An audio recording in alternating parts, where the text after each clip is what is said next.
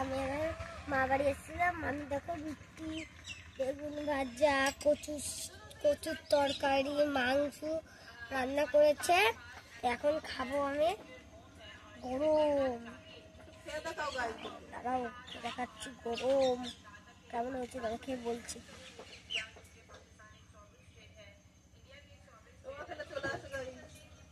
খুব টেস্টি হচ্ছে, আসো খেয়ে যাও।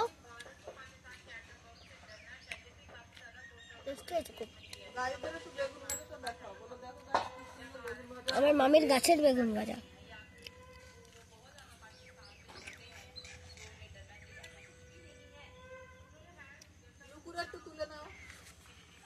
আমার ভাই ম্যাও করে,